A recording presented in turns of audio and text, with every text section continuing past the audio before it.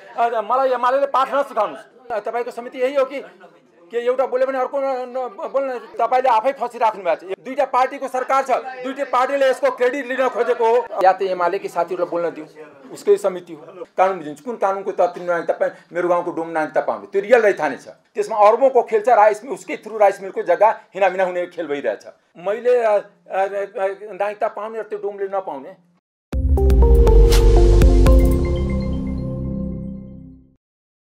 खानुभयो कि गृहमन्त्री मेरो प्रतिनिधि होइन, मेरो प्रतिनिधि सञ्चार मन्त्री मात्र हो।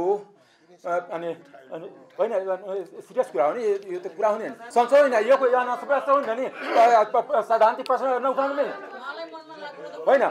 एउटा कुरा समय होइन, सैद्धान्तिक प्रश्न उठ्छ होइन। सभापति रुलिङ गर्नुहोस्, या त सबैले बोल्छ, हामी पनि अरू कसैलाई बोल्न दिन्न नि। सबभन्दा चरको सरी विषयमा किन जाने? यो सैद्धान्तिक प्रश्न नि, दुईटा मन्त्री सम्बन्धित मन्त्रीले मात्र छ। म यही राज्य व्यवस्थाको 3 चोटि सदस्य यही कृष्णगोपालले चिन्नुहुन्छ। हामी रुलिङ के हो?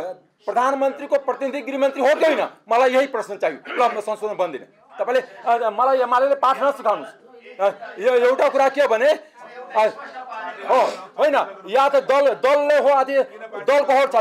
दुईटा पार्टीको सरकार छ, दुईटै पार्टीले यसको क्रेडिट लिन खोजेको हो होइन। त्यस्तो होइन। प्रधानमन्त्री कुन समितिको प्रतिनिधि सदस्य छैन होइन? एउटा कुरा बताउनुहोस्। सभापति कुन समितिको प्रतिनिधि सदस्य हुनुहुन्न प्रधानमन्त्री, त्यो मलाई बताउनुहोस्। त्यो अरू समितिमा त जाँदैन नि, म पनि लेखा समितिमा छु होइन। हुँदैन। एउटा कुरा के भने तपाईले आफै फसिराख्नु भएको छ। एउटा कुरा के भने प्रधानमन्त्रीको हरेक मन्त्री प्रतिनिधि हुन्छ र खास गरी नागरिकता विधेयक गृह मन्त्रालय 3 चोटि हामी पनि नागरिकता विधेयक छलफल गरेको यही हुन्छ। दिलेन्दा यही हुन्छ कृष्णगोपाल मान्यजी कि कहिले पनि प्रधानमन्त्रीको छुट्टी प्रतिनिधि आएको थिएन। तर एउटा दलीय दुई दलको सरकार अविश्वास भएको कारण क्रेडिट लिन आयो होला। मेरो सिधा बुझाइ हो, रेकर्डको सामने भन्दैछु। अब यहाँ आउनुहोस्। दोस्रो कुरा के भने होइन, एउटा कुरा के भने या त एमाले कि साथीहरुलाई बोल्न दिउँ, उसकै समिति हो होइन। यो एउटा कुरा हुन्छ नि, समितिमा यस्तो हुन्छ। तपाईको समिति यही हो कि एउटा बोल्यो भने अर्को बोल्न होइन, पछाडि बोलिरहेछ नि। दोस्रो कुरा के हो भने यो जुन नागरिकता विधेयक छ, मैले एउटा कुरा बुझ्न पाएको छैन कि जो रियल रैथाने छ, जो गरिब छ, त्यो पाएको छैन। भर्खर उहाँ गृहमन्त्री जानुभयो, गृहमन्त्रीलाई सुनाउनु पर्ने थियो कि होइन।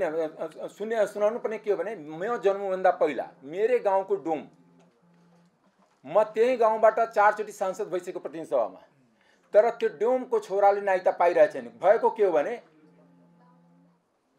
उसको हजुरबुवाको नागरिकता छ, बाबुआमा जन्मिदियो, बाबुआमा दुईटी बित्यो। अब उसको छोराले हेरिरहेछ, न वडाध्यक्षले सिफारिस गर्छ म कसै के आधारमा सिफारिस गर्नु, उसको जन्मदत्तै छैन, बाबुआमाको नागरिकता छैन। हजुरबुवाको छ, फेरि हजुरबुवाको नागरिकता छ, नातिको नागरिकता छैन। अब नाति बिहे गरेर अब उसको छोराछोरी पनि जन्मिन्छ, त्यसको बाद जन्मदत्ता कसरी हुने, उसले नागरिकता कसरी पाउने? यो विधिको उपचार मैले कानुनविद गृहमन्त्री हुनुहुन्छ, मलाई बताइदिनु पर्यो। एउटा कुरा त्यो अहिले केस स्टडी छ, यहीँ बसेर सरलाईको छिटो फोन गरौँ कि बल्ला नगरपालिकाको 3 नम्बर वडामा त्यो डोम समुदायको नागरिकता किन लिस्टमा बनाएको छैन? नागरिकता समस्या रैथानेको छैन। रैथाने पाए पनि कसैले उजुरी गरे पनि त्यसको खारिज हुँदैन। जैसे मैले एउटा भर्खर बस्दा गृहमन्त्रीको व्हाट्सएपमा पठाएको, पहिला पनि पठाएको। गृहमन्त्री आदरणीय गृहमन्त्रीजी हुनुहुन्छ, मेरो अग्रज पनि हुनुहुन्छ। मैले एउटा कुरा मैले बुझिनँ गृहमन्त्रीजी, हजुर कानुनको पनि ज्ञाता हो। मेरो गाउँको एउटा केस स्टडी भर्खरमा आएको, हजुरको अगाडि नै आएको, अस्ति म गाउँबाट डोमको एउटा डोम समुदाय छ जो सबभन्दा तल्लो वर्गमा तराईमा पर्छ। डोम, मुसर, हलखोर यिनीहरू तल्लोमा पर्छ। उसको हजुरबुवाको नागरिकता छ, मेरो गाउँको केस हो। उसको छोरा जन्म्यो, उसको छोराको जन्म्यो र बाबुआमा दुईटी बित्यो। अनि हजुरबुवाको छ तर बाबुआमाको नागरिकता नबनाइकन बित्यो, तर उसको छोरा जन्म छ, नाति जन्मेको छ। नाति अब बालिग भइसकेको छ। उसको नागरिकता कसरी बन्ने? कसैले नागरिकता बनाइरहेको छैन। मैले सिधै भने होइन, यो त सक्दैन, बन्दैन। यो कुन कानुनको तत्त्व? किनकि हजुर कानुन पनि बुझ्नुहुन्छ, गृह मन्त्रालय मात्र बुझ्नुहुन्न, कानुन बुझ्नुहुन्छ। कुन कानुनको तत्त्व नागरिकता मेरो गाउँको डोम नागरिकता पाउने त्यो रियल रैथाने छ। दोस्रो कुरा, हजुर म बस्दै हजुरको व्हाट्सएपमा एउटा मेसेज गइरहेको छु, पहिला पनि गइरहेको थिएँ। 2075 सालमा जुन अहिले राइस मिलको घटना भइरहेछ गौरमा, त्यो एउटा इन्डियनले नागरिकता लिएछ पर्साबाट पैसा दिएर। 63 सालमा नागरिकता लिएछ। 2075 सालमा जिल्ला प्रशासन कार्यालय अनि रौतहटले उसलाई सिफारिस गरेको छ। इन्डियनको सबै प्रमाण दिएर मैले गृह यहाँ राज्य व्यवस्था समितिको सभापतिलाई पनि दिएको थिएँ। मैले सभापति दुईटैलाई ऐना देखाउन चाहेको राज्य कसरी काम गर्छ त्यस कारणले। तर 75 सालदेखि उसको पहुँचको भरमा अहिलेसम्म नागरिकता रद्द भएको छैन। जबकि इन्डियाको त बेर्गिनियाको छ, बेर्गिनियाको नगरपालिका वडा सबै सिफारिस गरेको छ यो हाम्रो नागरिक हो। उसको सबै यहाँ भोटर लिस्टदेखि लिएर सिफारिसै समेत छ। त्यो उहाँले मैले सभापतिजीलाई पनि दिएँ। उहाँले भन्नुको मैले तुरन्तै तोक आदेश त्यस्तै हुन्छ नि, तोक आदेश त कहीँ जाँदै जाँदैन नि, कामै हुँदैन नि। त्यस कारणले अहिले भर्खर पठाएको 75 सालदेखि 82सम्म 7 वर्षदेखि त्यो नागरिकता रद्द भइरहेछन्। किनकि त्यसमा अरबौँको खेल छ। राइस मिल उसकै थ्रु राइस मिलको जग्गा हिनामिना हुने खेल भइरहेछ। अनि हो र तेस्रो कुरा म भन्दैछु, मैले यसमा संशोधन हालेको छु कि जुन उपदफा 2 को 5 को पछि देहार बजौँ 5 थप गर्ने। किन थप गर्ने भने किनकि अहिले के प्रचलन छ, पहाडमा के छ थाहा छैन, मधेसमा के छ, जुन पार्टीको मान्छे छ अर्को पार्टीको छ भने एक त उसको दरबारमा गए पनि सिफारिसै गरिदिँदैन। मैले थपेको छु बाबु आमा 3 पुस्ताभित्र व्यक्तिको मृत्यु भएको या बेपत्ता भएको वा सम्पर्कमा नरहेको वा अरू कुनै कारणले नेपाली नागरिकता प्राप्त गर्ने योग्य व्यक्तिको शनाखत गर्ने 3 पुस्ताभित्रको व्यक्ति उपस्थित हुन वा गराउन नसकेमा वा शनाखत गर्नुपर्ने व्यक्तिले शनाखत गर्ने इन्कार गरेमा सम्बन्धित स्थानीय तहको प्रमुख वडा प्रमुख शनाखतमा त्यस्ता व्यक्तिलाई नागरिकता प्रदान गर्न सकिने समावेश गर्नुपर्ने छ। मानौँ न कि यदि वडाध्यक्ष जस्तै अहिले मेरै गाउँको जुन केस छ डोमको केसमा वडाध्यक्ष सिफारिस गरिदिन्छ कि यहीँ, किनकि म जन्मभन्दा पहिल्यैदेखि त्यहीँ बसिरहेछ। अरे र मैले नागरिकता पाउने र त्यो डोमले नपाउने, किनकि उसको त फेरि लाल पूजाको छ, उता लानीमा बसिरहेछ, उसको त आफ्नो जग्गा पनि छैन। उसकै आदि बनाएको सुप्ली दाउराले कमसेकम 50 चोटि छठ भइसक्यो, अरू पर्व भइसक्यो, तर उसले नागरिकता पाइरहेको छैन। तेस्रो कुरा म भन्छु, एउटा मैले गृहमन्त्रीलाई आग्रह गर्न चाहन्छु, गृहमन्त्री एकचोटि एउटा गृह मन्त्रालयको खर्चमा एउटा मास्क युज गरौँ र तराईको सबै जिल्ला प्रशासन कार्यालय 5000 नबुझाइकन नागरिकता दिँदैन। चाहे मेरो जिल्लाको केस होस्, चाहे रौतहटको केस होस्, चाहे मधेरी केस होस्, 5000 बुझायो भने नागरिकता त्यही दिन दिन्छ। नभए फेरि के हुन्छ, उसलाई दुःख दिनलाई त्यो सरजमिन काटिदिन्छ, सरजमिन मुचुल्का गराएर लाऊ। अब 2 दिन 3 दिन जानुभन्दा बरु 5000 लिउ चुप लगाइदियो। यो नागरिकता पैसा लिएर दिने मात्र चलन हो भने या त राजस्व तोकौँ कि यति राजस्व तोकेपछि नागरिकता पाउने। किनकि नागरिकता त राइट्स हो नि, राइट्स प्रयोग गर्नलाई पनि घुस दिनुपर्ने, यो कहाँको चलन हो।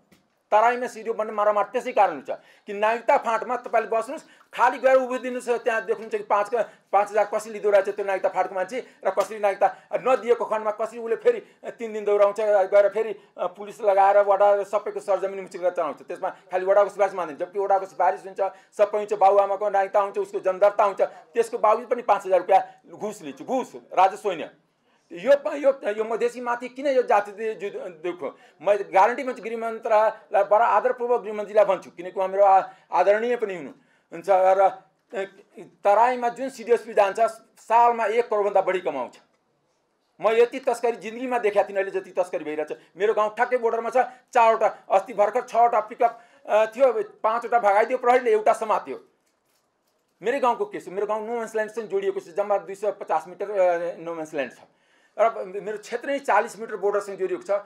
तस्करीलाई अहिले नियन्त्रण, तस्करीसँग के हुन्छ भने म डर लागिरहेछ, हजुरको ज्वाइँ भए पनि कुन दिन मारिन्छ थाहा हुँदैन, किनकि तस्करीसँग क्राइम बढ्छ, अपराध बढ्छ। अपराध किन बढ्छ भने त्यो इन्डियन पारिपट्टि रक्सी खान पनि, किन बिहारमा ब्यान्ड छ, जम्मै आउँछ र एकातर्फ मिलेर तस्करी हुँदैन, उताको तस्कर यताको तस्कर मिलेर गराउँछ र नेपालमा अड्डा जमाउँछ र तस्करसँग आर्म्स हुन्छ। किनकि तस्करको पैसा सबभन्दा पहिला आर्म्स रक्सी खान सिक्छ, आर्म्स युज गर्छ र राति 12 बजेदेखि 4 बजेसम्म निर्बाध तस्करी हुन्छ। कुनै 2-4 पिकअप होइन, हजारौँ पिकअप हुन्छ, त्यो 12 देखि 4 त्यो जनता त्राहिमाम छ। हामी बोर्डरमा बस्न सक्दैन, या त हाम्रो बसाइसराई गरेर यहीँ बस्ने अवस्था हुन्छ कि जुन तरिकाले क्रिमिनल एक्ट बुझिन्छ, किनकि बिहारको ल एन्ड अर्डर त्यतिकै खराब छ। अब त्यहाँको क्रिमिनल आएर हाम्रो कुनै पोलिटिसियनलाई मलाई नभए अर्कैलाई हत्या गरिदियो भने त्यसको जिम्मेवार को हो? त्यस कारण तस्करीलाई अलिकति कन्ट्रोल गर्नु पर्यो, मेरो आग्रह। किनकि गृहमन्त्रीसँग फेरि भेट हुन्छ बुझ्दैन नागरिकतासँग, किनकि नागरिकको जीवधनको सुरक्षा पनि गृह मन्त्रालयको औचित्य हो। त्यस कारण मैले लास्टमा 3टा कुरा कन्क्लुड गर्छु। एउटा, कृष्ण कुमार शर्माको नागरिकता रद्द हुनु पर्यो, त्यो सरकारले गर्ने हो। हजुरसँग सबै डकुमेन्ट हजुरकै मार्फतको जिल्ला प्रशासनले पठाएको छ। तर 75 सालदेखि जति गृहमन्त्री भयो कसको दबावमा मलाई थाहा छ, त्यो मान्छेको नाम म भन्न चाहँदैन, नेताको दबावमा त्यो रद्द भइरहेको छैन। कि त्यो अरबौँको जग्गा छ, 17 बिघा बीच गौर सदरमुकामको जग्गाको वारी सूचीलाई बनाउनु खोजेर पैसा खान खोजिरहेछ। दोस्रो, यो जुन छ त्यो जति उसको कुनै छैन भने नागरिकताको वडालाई या नगरपालिकालाई जिम्मेवार बनाएर जसको केही प्रमाण छैन त्यसलाई नागरिकता रैथाने जुन छ भने जस्तै मेरो डोमको केस भन्यो न त अहिले पनि यो कानुन बनेर उसको लागि कागजको खोज्टो हुन्छ, उसले नागरिकता पाउँदैन, यो ऐनले पाउँदैन।